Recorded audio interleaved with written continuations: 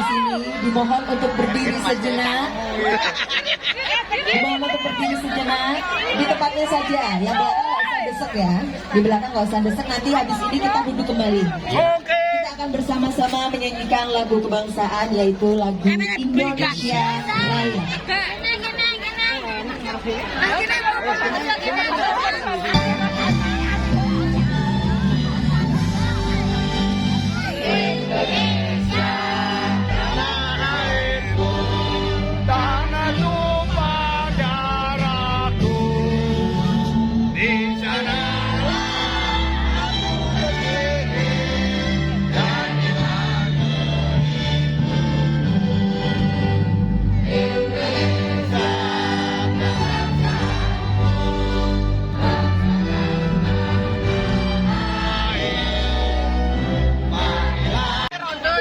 Harus beberapa kali tertunda karena minggu kemarin saya bersama Kabinet Merah Putih harus menjalani retreat Kabinet Merah Putih di Akademi Militer Magelang.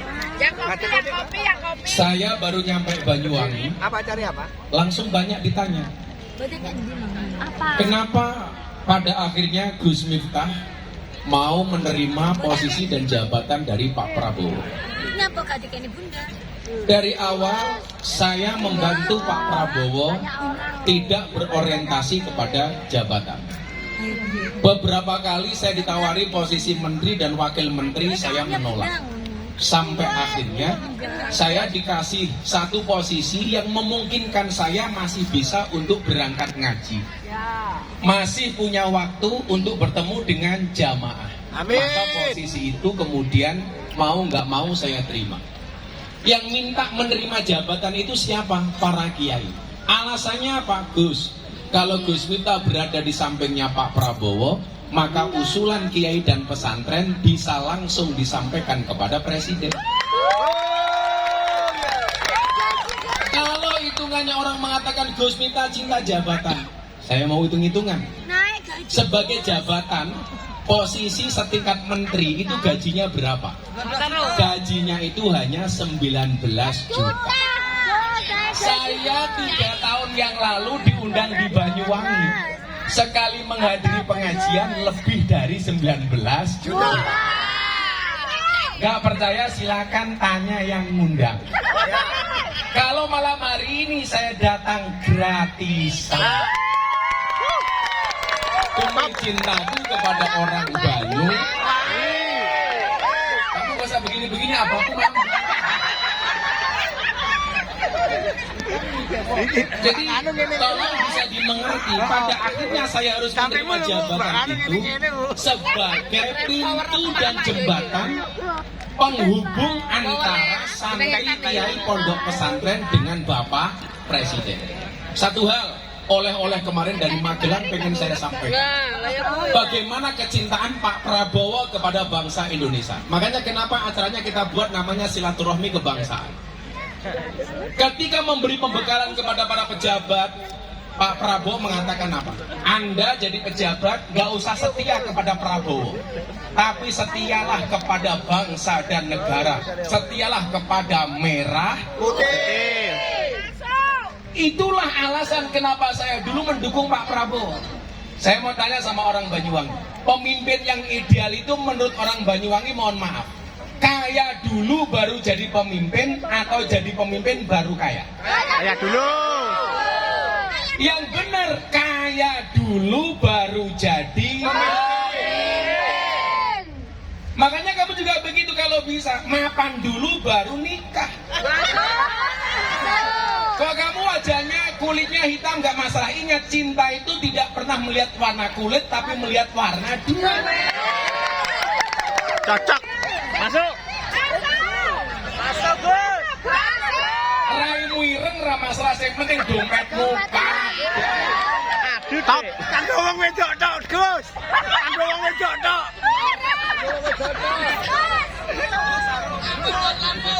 Makanya saya bilang sama mbak-mbak, kalau minum es teh, tolong gulanya nggak usah diaduk, supaya manisnya di akhir. Karena kalau manisnya di awal sudah biasa, kayak cangkemnya calon bojomu.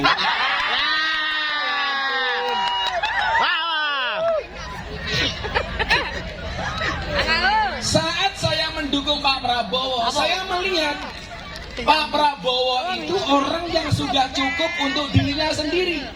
Sudah kaya, sudah mapan. Maka begitu beliau pengen mewakafkan dirinya hidupnya untuk bangsa Indonesia, bagi saya harus saya dukung.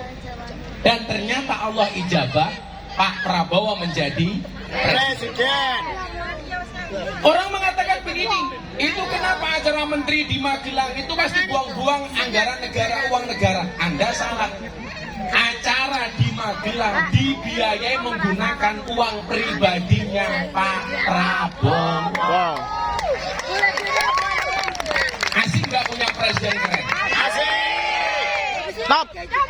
Cocok? Cocok. Kalau pemimpin itu, mohon maaf, jadi pemimpin baru kaya, pasti dicurigai.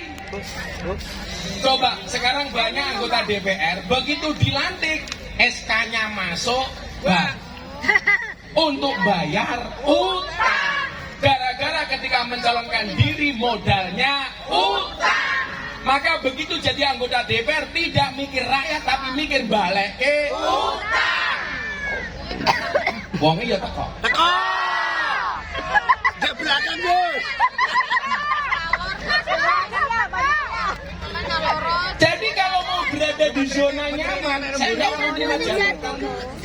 Saya cukup ngaji, ngopeni umat, ngalor ngidul, saya nggak perlu repot. Tapi mohon maaf, hidup itu tidak hanya untuk dirinya sendiri, harus berani dari keluar dan keluar dari zona nyaman. Saya banyak dikritik di medsos. Begitu saya dipanggil ke Kertanegara, rambut saya nggak kelihatan, langsung dibully, cie demi jabatan rambutnya dipotong. Sorry bro, rambutku utuh cok. Sorry ye. Kamu kena prank cie. Rambut saya utuh. Sambungan. Rambut saya semuanya panjang. Ini panjang, ini Padang. yang gini kurang ajar. Mbok sepil Gus matanya.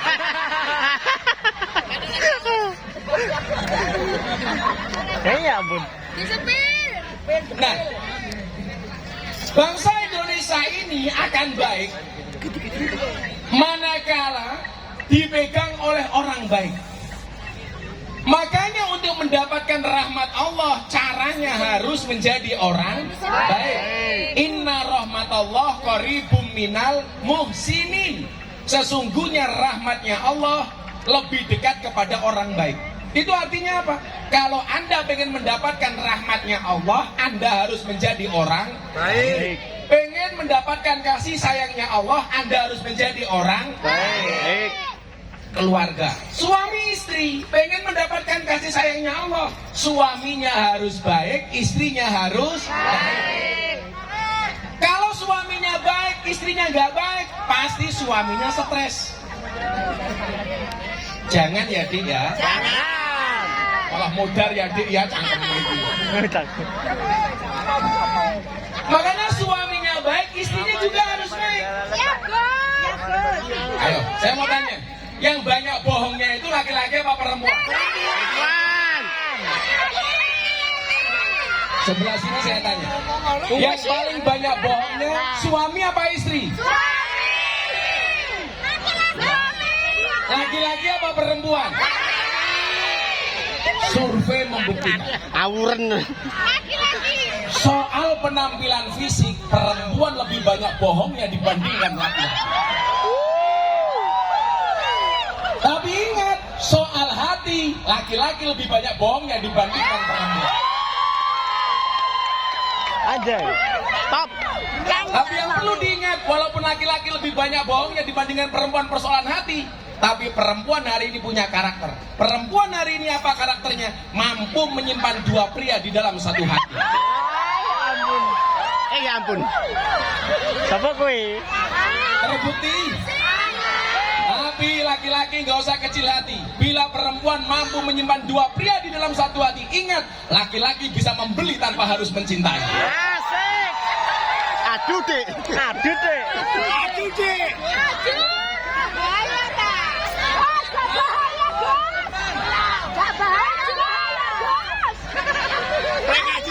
Cici. Makanya kalau punya cinta itu diperjuangkan.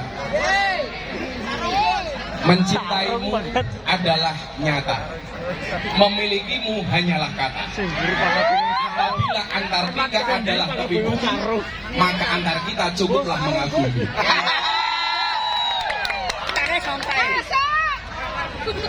Suaminya harus baik, istrinya harus baik. Tapi karakternya perempuan sekarang banyak yang playing victim. Makanya Sayyidina Ali mengatakan apa? Perempuan itu karakternya apa? Ya tadzallamna wa hunna adzaliman. Jeleknya perempuan itu satu, sebenarnya menyakiti tapi memposisikan seolah-olah tersakiti. Sajane senengane nglarani tapi seolah-olah dilarani. Sebenarnya mendolimi seolah-olah terdolimi. Ciri-cirinya jilbabnya coklat. Ya ampun.